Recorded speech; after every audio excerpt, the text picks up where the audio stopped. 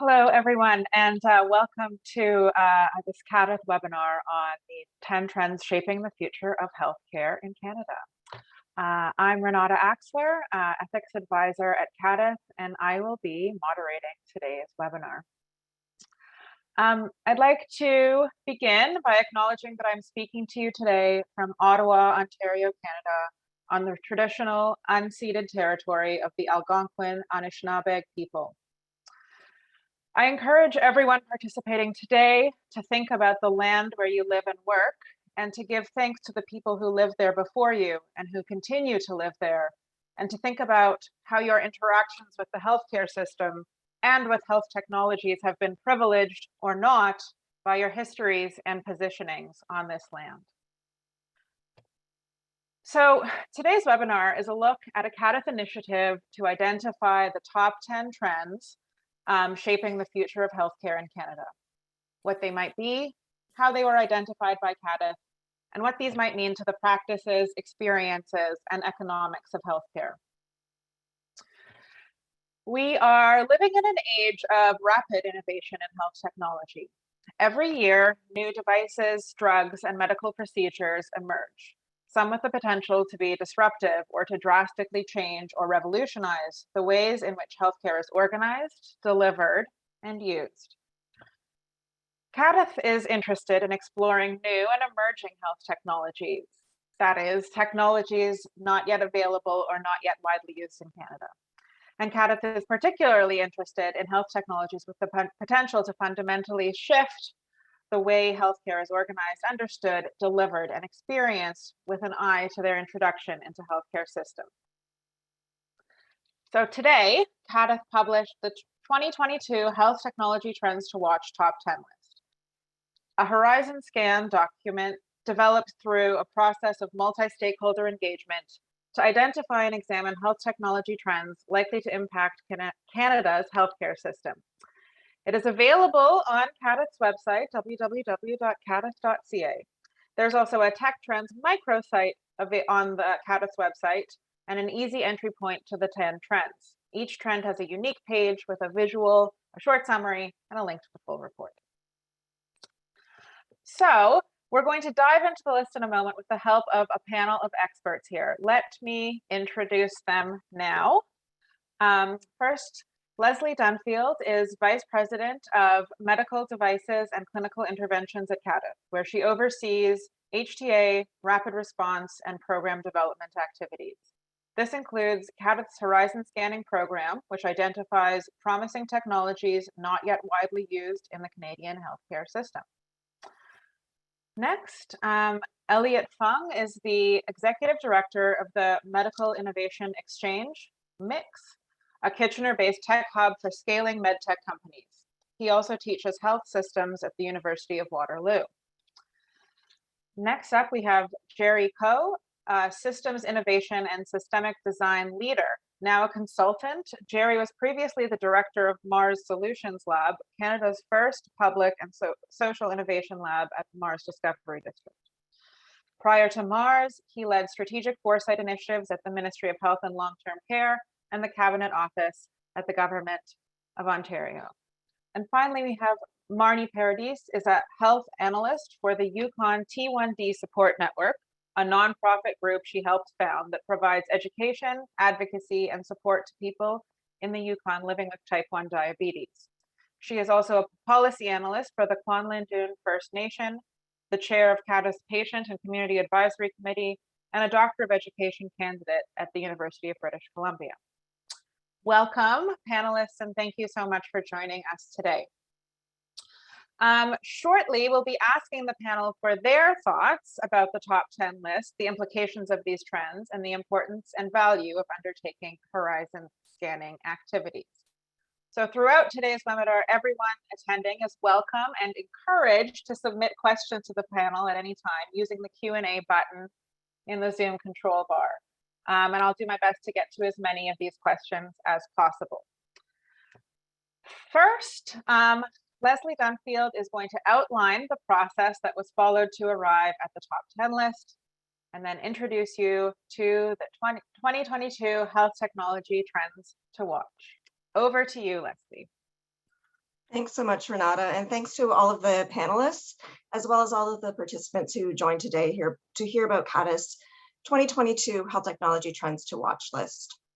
This list presents the top 10 technologies that have the potential to have substantial impact on the healthcare system in Canada within the next 2 years.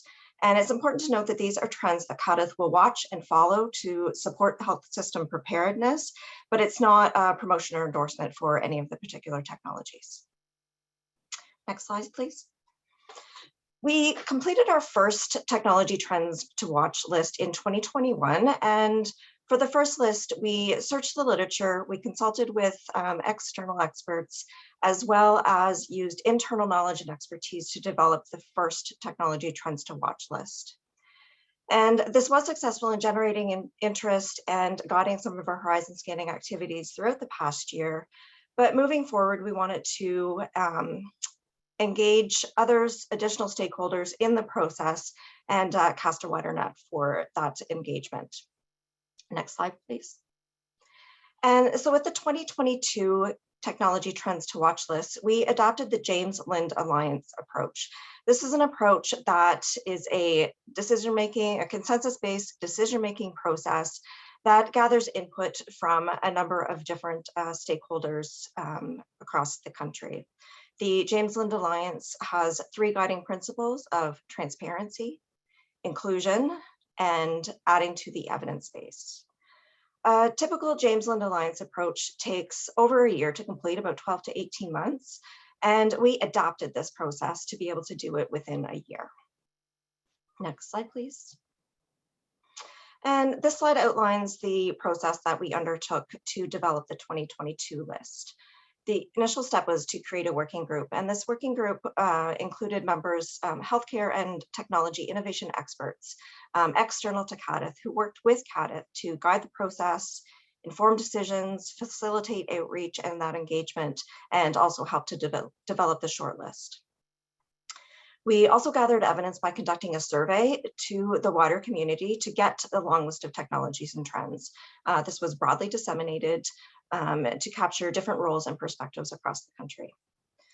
The evidence was summarized, was confirmed by literature searching. The working group then set interim priorities to shortlist that group, which was then discussed at a workshop where the top 10 list was developed. Next slide, please. And the survey that, oh, next one, sorry, there should be a, there you go, thank you. And so this slide gives an overview or a snapshot of the survey respondents. There were 128 people who responded to the survey from across the country. The map is showing the distribution of those respondents. And so we did receive responses from the majority of provinces and territories, with the exception of 2 territories and 1 province. And on the other side of the screen are the representativeness of the sample who did respond to the survey. And so there was a mix of settings and affiliations. And of note, under nonprofit, which is the second bar, and down towards the middle, other, these are the 2 categories where patients and patient groups categorized themselves when they responded to the survey. And so there are patients and patient groups represented within both of those categories, which was a total of about 11% of people. And the majority of the responses did come from large urban centers, with the rest of them coming from small and medium populations, and about 3.2% came from rural populations. Next slide, please.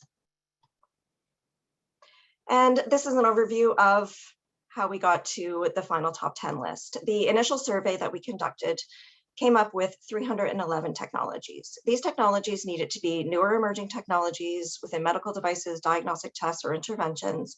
They needed to be within late stage of development that weren't currently used or in wide use in Canada that might impact the system within the next 2 years. And so with the initial filtering, we came down to 237 technologies, removing the ones that were out of scope. The team at CADTH then did content analysis to categorize the technologies into 47 groups. And the working group then met to deliberate on these 47, using their knowledge, expertise, and experience to support their decisions. And they came up with a short list of 16 technologies and trends. Following that 16, we had a workshop which included a wider group of people, including those who responded to the survey, those who were involved in the workshop, people with lived experience, consumer advocates, practitioners, analysts, researchers across the country, and this was facilitated by CADTH. Prior to the workshop, the participants received a summary of the 16 technologies ahead of time to review and rank. And then we met to discuss and used a consensus-based approach to develop the top 10 list. And the next slide presents the top technology trends to watch. And they are in order. And so the number one technology trend to watch that was developed through this process is remote diagnostics, remote monitoring, and remote care management. And this is delivery of care outside of a traditional healthcare setting. And why this might be disruptive, it has the potential to expand access across the healthcare setting.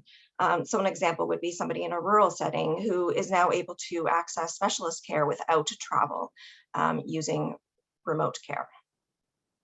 The second technology, point of care testing, which is testing outside of a central lab and could be used for screening or diagnosis. An example of this would be the COVID tests. And point of care testing is meant to complement central lab testing or to triage. And so this does have the potential to ease the demand on central labs and could result in more timely guidance for treatment decisions, and could also add to flexibility and convenience. And some examples are an HIV rapid diagnostic tests and biomarker tests, biomarker point of care tests for traumatic brain injury.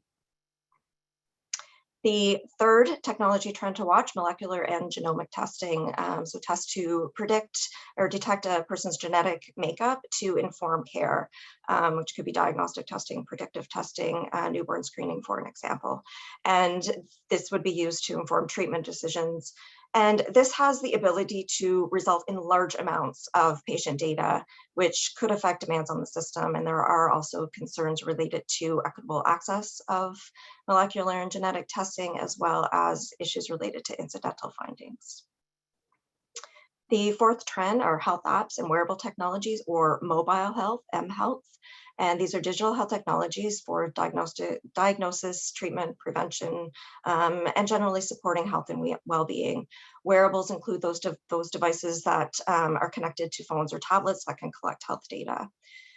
These are emerging very rapidly, with about 350,000 applications that are available for download now, which with few authorized and a limited evidence base for the majority of these applications. And considerations for privacy concerns make these technologies potentially disruptive to the healthcare system. The fifth technology is companion diagnostics to support personalized medicine, so predictive biomarkers to determine the use of an associated therapy, so looking at a specific mutation or biomarker.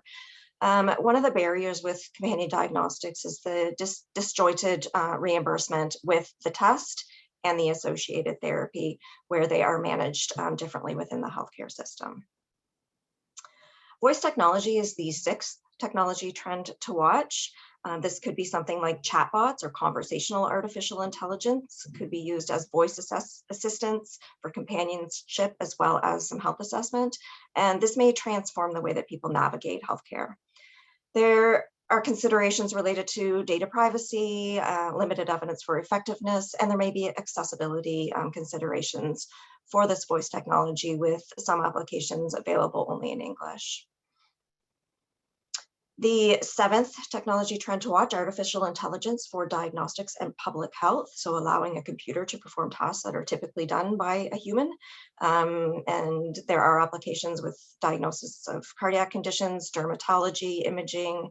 Some of the considerations here, it can be used for surveillance to assess effectiveness of public health interventions. And again, this could really transform the way that healthcare decision-making is done. There have been concerns raised about the representativeness of the data that has been used to train the algorithms, and some concerns about trust in artificial intelligence in healthcare. Advanced closed loop insulin pumps are the eighth technology trend to watch. These technologies use sensing technology and AI algorithms to adjust insulin levels in response to predicted glucose. And this could potentially support self-management, could help to maintain glucose levels in the target range for a longer period of time. And these technologies are meant to improve quality of life and flexibility for patients who do require the support. Portable dialysis machines are the ninth technology trend to watch, and whereas home dialysis isn't new, this is a new generation of devices. They're smaller and they offer more options for home-based dialysis. They're less intrusive to home life and offer that flexibility. And these technologies do have the potential to transform care to those requiring dialysis. And the final technology trend to watch is AI for healthcare professionals, which could change the way that healthcare professionals approach patient consultations and treatment planning. It could change how decisions are made and could increase efficiencies and patient support.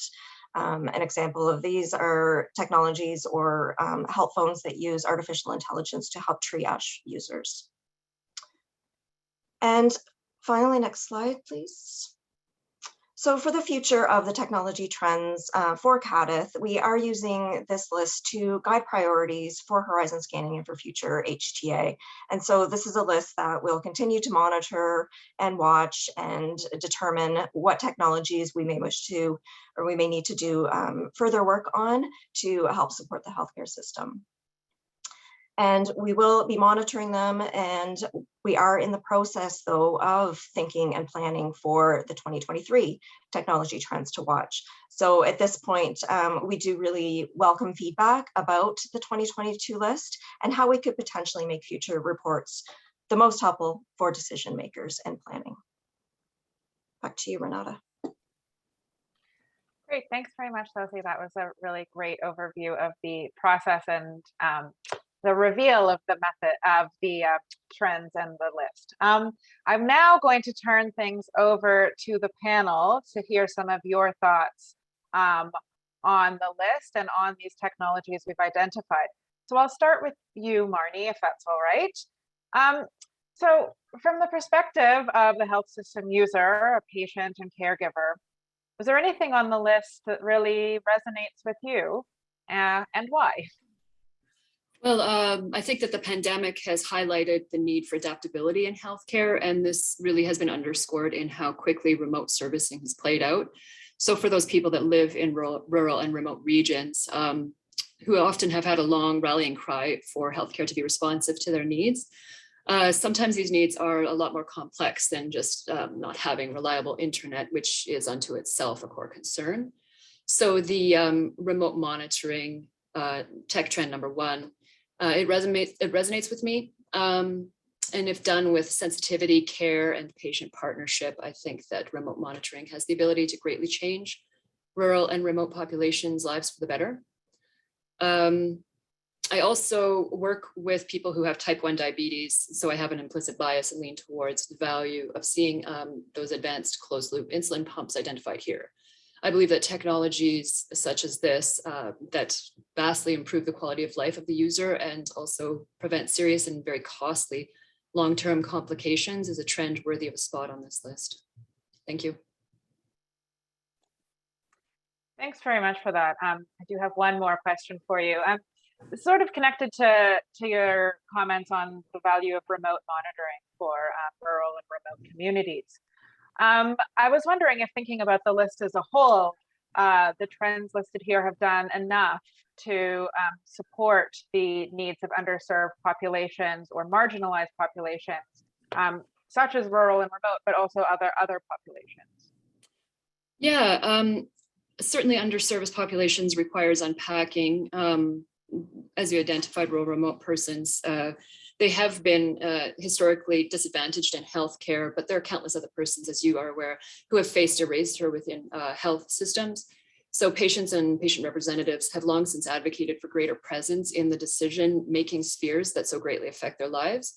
And is that presence reflected here in this list? I think to degrees it is. CADTH does take effort to apply an intersectional lens in its processes, and I think that it's reflected here. There are far shinier technology trends that could have made this list, but that the forecasting has captured some of the technologies that have the potential to immediately benefit patients' lives, such as remote monitoring, take-home dialysis. It shows a commitment to address the needs of specific populations. Thank you. Thanks, Marney. I appreciate that. And I'll be back with more questions later. Next, I'm going to turn over to Elliot for a couple of questions. So given the work that you've done in your positioning, I'm wondering if I could get your perspective on the ability for the Canadian healthcare system or systems to adopt these trends. Well, thanks for that question, Renata, and thank you, CADTH, for asking me to join this panel. I was quite honored to participate, and congratulations on the release of this trends report. Our expertise in helping companies scale and actually get their products commercialized and into the hands of clinicians and patients is a really interesting perspective. The report, I think, overall really highlights the depth and the growing maturity of our health innovation system in this country. And it really does signal the shift towards disruption in our health system. But to answer your question, the ability for our system to actually adopt and procure these technologies does pose a bit of a barrier for the great companies and the entrepreneurs that are producing these solutions. I think there's certainly a will in the system from clinicians and from health system leaders, but there does need to be some shifts and some differences in our procurement rules and our ways that we do adopt technology in this country. Enabling clinicians and providers and health systems with things like an innovation fund, an innovation pot, as well as expertise to integrate, adapt, learn these technologies, and ultimately de-risk the clinician and the provider is what is really needed to be able to enable adoption right across the country. So I think there's certainly a willingness, but there's some work that we need to do to actually see these trends become adopted. Yeah, thanks for that. Certainly, it seems like there's that gap between innovation and adoption persisting. So I know that Mixed Medical Innovation Xchange works with Canadian-based medical and health technology companies. Given your work at Mix, are you seeing the trends reflected in the CADTH report in the up-and-coming medtech startups that you're working with? Yeah, absolutely. So I wasn't surprised to see this list of 10 trends. I imagine, I know what the process was, but I imagine it was still very difficult to narrow it down to those 10. We are absolutely seeing 100% of these trends reflected in the solutions that are up and coming, the entrepreneurs, and the problems that entrepreneurs are solving right now. We've got great partners at University of Waterloo and Western University and Velocity at UW who are really fostering these ideas and really building the framework so that these ideas can become future trends and success stories in Canada. So I would say entrepreneurs and thought leaders and academic institutions and incubators are doing an excellent job right now of really listening to the needs of clinicians and patients in the health system to make these happen. So they're really solving real problems for sure. Great. Thanks very much for that, Elliot. And I will also be back with more questions for you shortly. I'm now going to move on with some questions for Jerry. So I mentioned at the beginning of today's session that we may be in an age of rapid innovation in Canada. Do you think that's an accurate statement? Do you think that's the case, that we are in this golden age of innovation? So that phrase, of course, has a lot of packed meaning behind it. But as far as I'm concerned, I do believe so. And we hear a lot about the digital age, the fourth industrial revolution that we're in the middle of. And this is really well illustrated when you look at these top 10 trends, the technological and the deep tech nature behind each of these trends.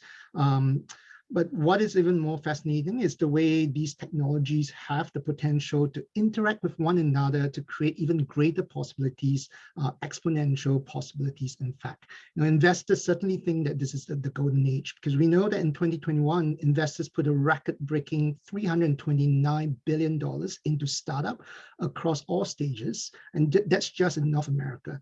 That's an increase of 92% from 2020 levels, which were themselves record-setting. So we've got all these numbers that we can talk about. But for me, what makes this the golden age of innovation is also how we are leveraging these technologies to make our world a better place for everyone. We are seeing researchers, innovators, and businesses embrace value creation for customers in ways that we've never quite seen before. Value alignment with society, as we can see in the rise of focus in ESGs.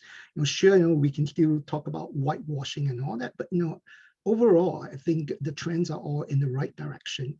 And COVID itself was a horrific litmus test, but it also showed a lot of these positive changes, how innovators, businesses, communities, governments around the world could work very quickly together to leverage technology to make COVID a lot more tolerable, a lot easier for people to survive through. Remote diagnostics, monitoring care, point of care testing, healthcare apps, AI for public health, half of these rose to the top during COVID. Not only are we talking about these technologies working with one another, it is also about innovation in our business models, how we partner with one another, how we govern, and so that all these technologies suddenly became available, accessible, and actually was creating good for people across the board. Even though, if a lot of these really only work for you if you could afford Canadian internet fees, which is a whole other thing to talk about. That said, I just want to raise one example. At the peak of COVID, the UHN Open Lab, part of UHN, created a matching service to match isolated seniors to volunteers literally overnight. Huge success. Within a weekday, we're working with the City of Toronto to make sure that seniors in multiple neighborhoods were getting matched. That would not be possible even 3 years ago. So yes, I think we are in the golden age of innovation. Thanks very much for that. I appreciate the way you described this sort of multiple areas and definitions of innovation as well as the sort of thinking about the impact of the COVID pandemic.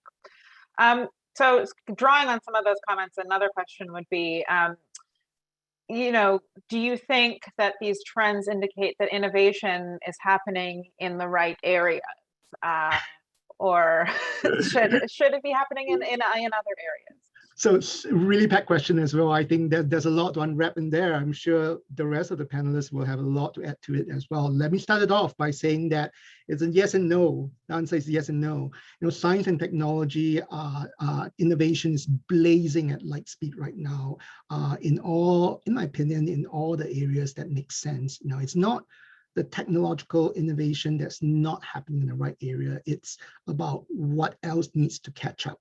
I want the innovation to create value in an equitable and fair manner across our societies, across the world. And that means more innovation and more willingness to take smart risk in how we run our businesses, how we govern, how we treat one another, and how we connect to one another. Technology is racing ahead, but we're not actually having the kind of conversations and dialogue we need to have to make sure that the technologies are being used in a way that benefits as many people as possible. And I'll just rest it there. I'm sure the rest of the panels will have a lot to add to this. Yeah, thanks very much for that again, and sort of highlighting that perhaps distinction between the innovation process itself and then technology use. Much appreciated. I saw that reflected in many of your comments. Okay, we do have many questions coming in from the audience, so thank you very much for those. I will take a quick moderator's prerogative to ask one question. And I might actually ask this to Lesley first, but then open it up to others. So I noticed, Lesley, when you were presenting the CADTH top 10 list, that with each technology presented, there were some potential what we might consider risks or harms or challenges associated with those, that being related to access or data usage or privacy. And as I said, many of the other panelists have sort of spoken to the way in which some of these challenges and the ways in which these health technologies are used. So I'm wondering, what we do with that, what we do with those challenges, how we can think about these technologies in the context of those challenges, and what it takes to kind of address that. Thanks, Renata. And I think that's why it's important that we're doing these lists, to identify and acknowledge those barriers or considerations that some of these technologies do have limitations, and what can the healthcare system do to prepare and perhaps mitigate some of those challenges or remove some of those barriers. And so, like, even with remote diagnostics, if you're looking at requiring an internet connection, well, that might not be available everywhere. And so what can the healthcare system do to make that more equitable? And a lot of the technologies, there is some access component to it. And, some of them do have the potential to increase access, like the remote care, point of care testing, even the portable dialysis. But there's still going to be challenges with all of those. And so our role at CADTH is to identify what those challenges are and work with our health technology expert review panel to look at those and develop recommendations. Okay, what should the healthcare system be considering if you are going to implement this? And even, some surgical procedures that are only available in urban centers, that's going to require some travel. And so, it might be only directly affecting that hospital in an urban center, but every other province in the country is going to be impacted if they have patients that they need to send for those interventions. So it's really looking at what those barriers are and how we can prepare for them. And so the more we look at these trends that are upcoming, the more we can potentially prepare and help get them established in the system.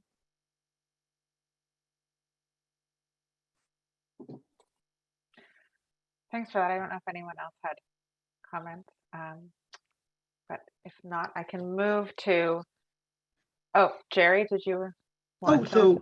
Well, I just wanted to add, I think just along with what Lesley said, I think this is oversimplification, but I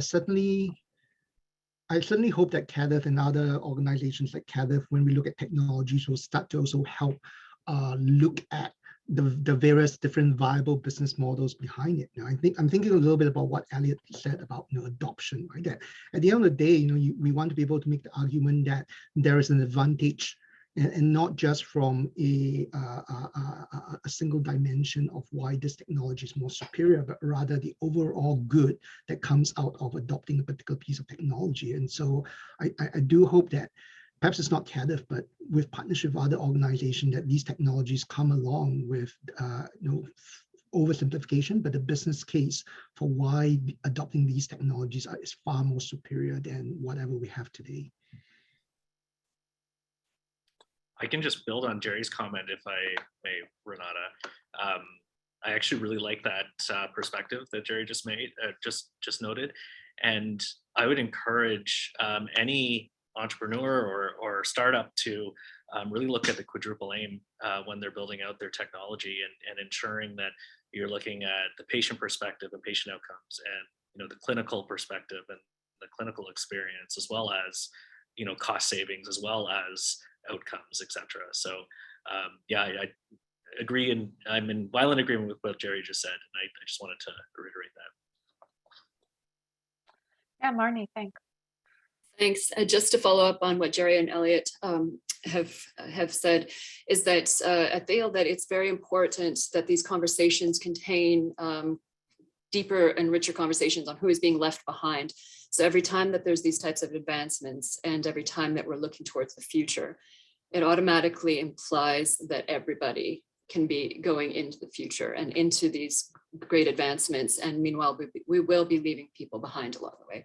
And so this has to contain, the various strata of all those individuals who are going to suffer as a result of rapid advancements. There's a lot of catch-up that has to occur. Thank you. I think that's much appreciated. Thinking about who is left behind as we think about these trends. Okay, I will move on to some of the audience questions now. I'm going to try to get to as many of them as I can.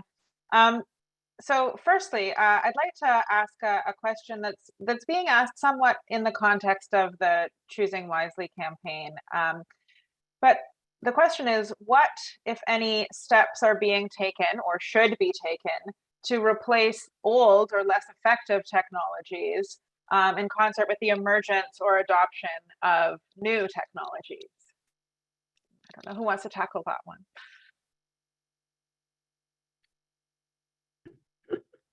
You mean try to reduce the 10-year, that mythical 10 years that we need to adopt any kind of new technology in healthcare? Shorten that to say 3 years or so. I couldn't resist that. It's a very serious question, and I think so COVID is a one-off thing. Hopefully it's a one-off thing. But you know what it did show us is that when there is enough when there is enough of a risk and enough of a case, and we can move very quickly together. And I think the prime example, the most visible example for me, was remote diagnostic, remote consults, right? Remote e-visits. For years and years, the technology had been available, but every provincial government I know of has multiple different reasons for why they wouldn't let it happen, or why they would make it extremely difficult to do. But in 3 months, virtually, we were across the board, e-consults went up to something like 90-something% across the board. So that in it for me tells me that when there's a will and there's a really strong drive to adopt changes, it can be done. And perhaps it's because we still haven't been able to articulate how stupidly expensive all these outdated tests are. Choosing Wisely, fantastic project, has done a really strong case. Maybe it's just not being put in front of the right people. Maybe it's not put much more maybe it has to be put much more prominently in front of voters, of constituents. I don't know. I think the potential is there for our governance bodies to do this well. I think the question is what kind of kick or nudge do we need to give them?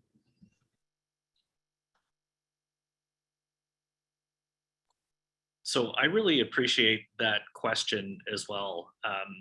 And it really highlighted for me a reminder that when we talk about health innovation and med tech and solving problems, it's not just one thing that's going to solve the problem. It's not just the technology that's going to solve a problem. It's a whole host of things. It's a whole community approach to solving a problem, and Choosing Wisely is one of those things. So, you know, when we look at a technology, for instance, that might, you know, reduce wait times for, you know, whatever diagnostic procedure, it's the technology plus it's a Choosing Wisely campaign to help reduce the number of unnecessary referrals in the first place. So I think we need to do a better job as a health system and as a country to not just do one thing, but do many things at the same time to realize success. Yeah, thanks very much for that. And I agree, that was a great question, and thanks for the responses. The next question I'd like to ask, I'll start with Marney in responding to this one, but also throw it out to the other panelists as well. I'm wondering if you can address how well these groups of emerging technologies are doing in engaging patients or caregivers or other end users in the technology development processes and testing and implementation. What are your thoughts on that? Well, I think that evidence is a term that's constantly weaponized against patients. And I don't feel that patients have had a strong enough role in the development of clinical trials or the participation of clinical trials. And I'm speaking of patients with a homogeneous breast, but of course these aren't homogeneous people. So I do feel that right from the very beginning, all the way upstream, there's a lack of patient involvement. And I don't think that technological trends is isolated in this. It's across the board. And I don't think that CADTH necessarily can't meet the needs of all things, of course, but it could play a stronger role in identifying where those gaps exist and to try to implement that or write about it at the very least in some of the recommendations that are coming out of it. They're coming out of CADTH.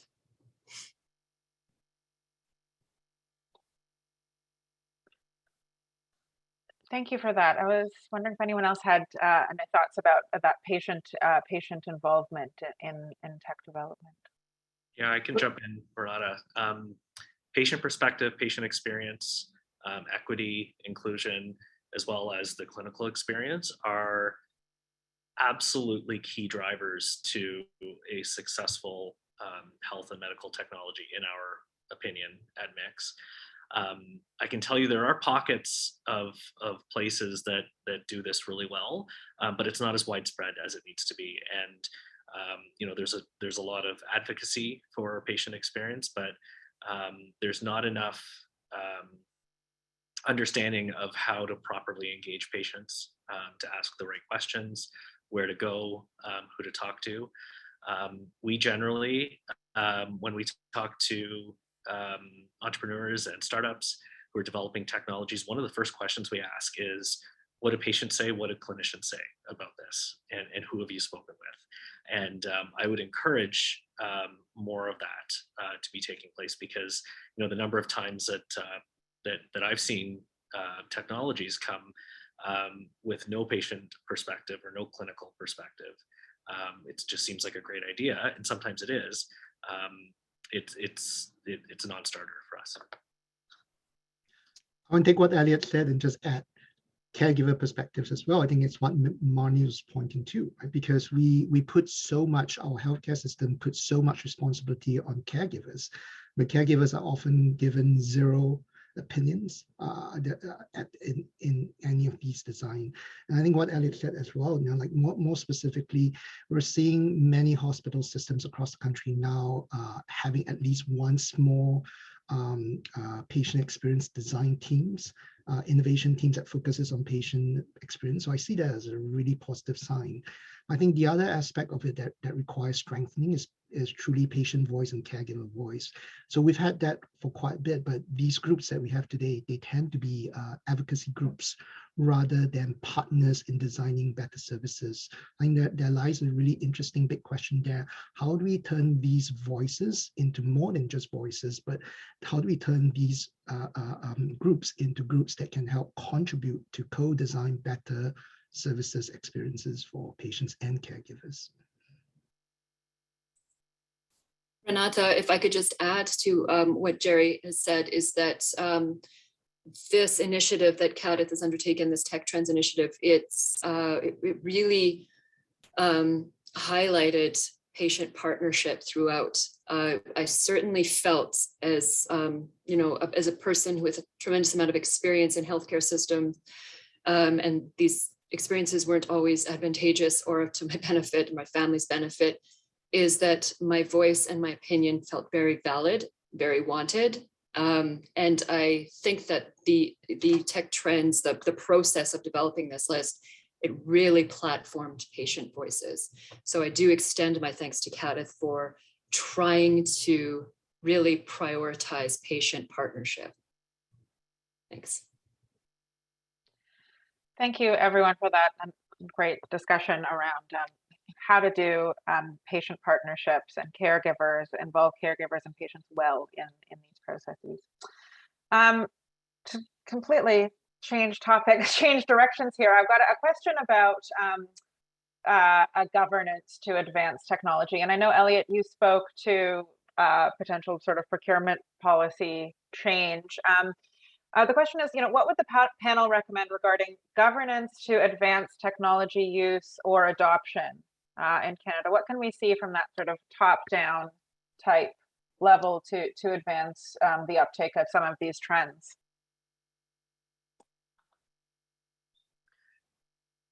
So I can start on that. You know, there's the decision makers who are responsible for signing the checks on helping to adopt technology are extremely crucial in the conversations that take place when a clinician is deciding on, how to care for their patient. When a patient is looking at different options for themselves, if they're advocating for themselves. So there does need to be a more fulsome conversation, if you're talking about a hospital system, for instance, to include the decision makers in those conversations. At an even higher level, though, at a government policy level, I would really like to see changes made that enable not only enable innovation procurement, but enable procurement to take place in a bit of a different way that it takes place right now. So I've talked before about creating innovation funds that allow health systems and clinicians to be able to access those funds to help de-risk adopting technology. I think de-risking the adoption of a health technology is one of the more important things that that health system leaders and government leaders can do to help with moving these technologies along. There is such an understandable risk of aversion in our system. We need to find ways to help de-risk, and I think that can be done at a policy and a governance and legislative level. So I'll add what might be a very unpopular opinion, which is, for all the speed that our innovation is about, it's actually not very agile when it comes to innovation adoption, because innovation, that speed of change and risk-taking really only takes place at the most upstream part of innovation. But from that point onwards, it's this like weird, slow, confusing tag game. So yes, I've proven that my medical technology works. Now I have to go and prove that it's cost effective. I've proved that it's cost effective. Now I have to show that it's cost effective, not just for an organization, but for the 13, 14 different healthcare systems of Canada, each one at a time, and so on and so forth, right? Like, I think one of the fundamental reasons why Canada in general is so slow to adopt health technology is how fragmented this pipeline is. There is no innovation pipeline per se, right? You've got disconnected pipes. Whereas what we really need to start to be able to do is for those pipes to join together. So you've got great technology. Hopefully the provinces all know about it and can get together to begin thinking about how this will be used and what the policy and governance implications are, the regulatory implications are. Health Canada comes in a lot earlier to talk to the key implications of pieces of technology like that. And so things are happening a lot more coordinated in tandem. We do that well. Healthcare medical devices, healthcare technology adoption could probably be shortened by as much as 1 to 1/3 of the time that we have right now. Like, there's so much waiting in between right now. That's my frustration. So what Jerry was just talking about is something I'm very, very passionate about, which is how we quote unquote reward the health system and how we measure their success. And in Canada, and maybe I should just say maybe in Ontario, which is where I have the most experience, we pay the system and hospitals in particular based on the number of procedures that they do. We don't pay them based on the outcomes.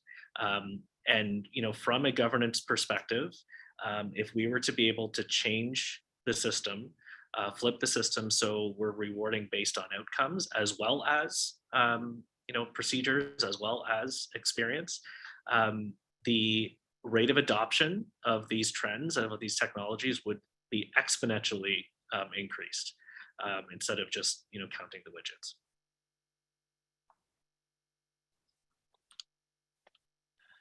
Great, thank you very much for that. I sort of appreciate Jerry's metaphor of the broken pipes of the pipeline, or the disjointed pipes, and that also Elliot's comments on the need for thinking about outcomes. Switching directions once more for the next question. I think I'm going to point this one to Lesley, and I think it's an important one to ask in the context of a CADTH seminar. So given the multitude of these technologies and how rapidly they're developing, how can HTA remain relevant or keep up with all of this? It's a great question, and it is certainly something that is a challenge. And with just the medical device space in general, with the vast number of devices that arrive on the system every year, and HTA cannot possibly tackle them all.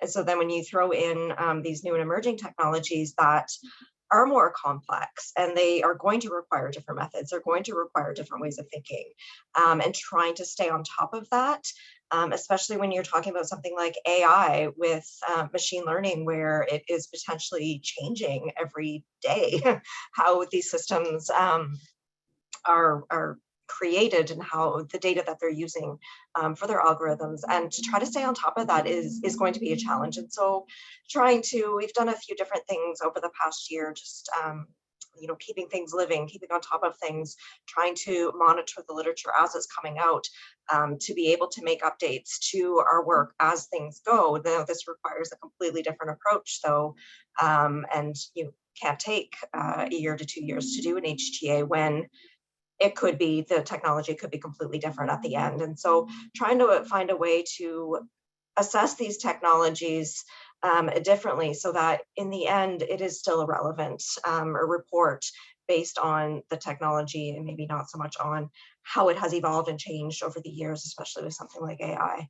And we are working right now on developing a framework for how we're going to do technology assessment for digital health, because again, you know, something that has evolved and advanced, and when you throw in apps that, you know, anybody can create and download with some you know, claims of a health impact. And so it is going to be something that our Horizon scanning team is, you know, we're going to keep them on their toes by looking at all of these technologies, and keep our program development team, you know, ready and scanning the literature for a lot of these advances and changes, and then making sure we're being a lot more flexible in how we're doing our reports, and looking at the evidence and the types of evidence that we're looking for and looking at and assessing, so that we can try to stay on top of some of these trends. Thanks very much for that, Lesley.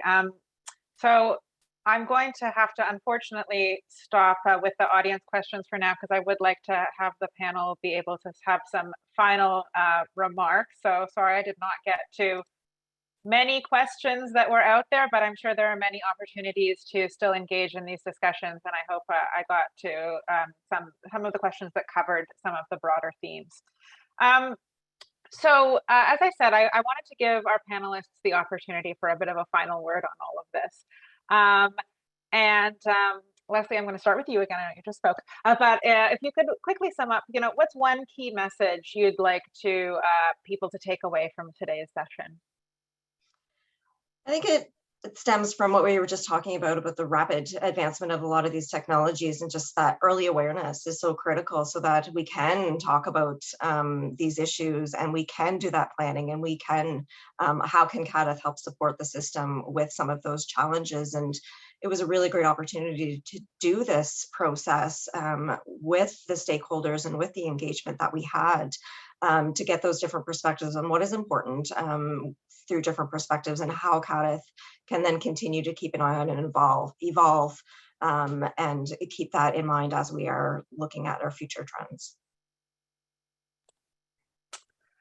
Thanks. Yeah, Jerry, I'm wondering if you have a final message for our attendees today. So I think the message that comes to mind is that, you know, the world is actually getting a lot better. You know, if you even compared to 10 years ago, our world is a lot better because of innovation, but not just because of these technologies, but the way we've chosen to use these technologies. And CADTH is starting the conversation for us with these trends, putting these trends on the horizon for us. And now it's up to the rest of us to have a diligent conversation around how to best use these technologies to make the world a better place. Thank you very much for that. Elliot, your turn. What would you say is the most important takeaway or thing to think about from today's discussion? Yeah, thanks, Renata. I just think that this trend report really helps to highlight that we are shifting towards true disruption in the health system, which I think is a great thing. People hear the word disruption and get concerned when it comes to healthcare, but I'm talking about doing things differently so that we see better patient outcomes, better patient experience, and better clinical experience. I think that these trends really promote that and really have the potential to change how we receive and experience healthcare in this country, and it's awesome. So, well done, CADTH, for another great trend report. Thanks very much for that. And Marney, I'm very pleased to give you the last word on this. What any final observations or takeaways from today? So I have spoken about the process and what benefit that provided and how seriously they took patient perspectives. I would just like to close by saying that all of these tech trends, they don't exist in isolation. They often overlap and are utilized together. And as long as there's a constant awareness that many patients are left behind and will continue to be so in spite of these advances, that we all have a role to play in trying to continue the betterment of all of these individuals' lives. And so I do thank CADTH for allowing patient participation. It'll never go far enough because there's always people who are going to be struggling. And I appreciate, Jerry, you saying that it is becoming a better world. It's nice to hear that in hard times, nice to hear that softened edge. And so I'm hoping that that includes more patient dialogue, more patient inclusivity. Thank you. Thanks very much. And I also appreciate this sort of final note of thinking about the ways in which these technologies do have this potential to make the world a better place or the healthcare system better. And we can think about ways in which that can be for more people. And we can think about many of the things we've talked about today in terms of, different ways of thinking about innovation, different levers to enhance that, and different ways of doing better to include diverse voices, to include patients, to include caregivers, and to think about the needs of diverse population. So a big thank you today to Lesley Dunfield, Elliot Fung, Jerry Ko, and Marney Paradis for sharing your thoughts about CADTH's list of health technology trends to watch. Thank you so much to everyone who contributed to the list from CADTH and the external stakeholders as well. I've certainly heard how much everyone appreciated having this list on this panel. So great work, everyone. And thanks to everyone in the audience for tuning in today. You will soon receive a short evaluation survey. Please take a moment to fill that out so we know what other topics you would like us to cover at future CADTH seminars. We do have 2 exciting sessions coming up. A week from today on World Tuberculosis Day, we're hosting a webinar on cultural competence in healthcare, delivering culturally appropriate care for tuberculosis in Indigenous communities.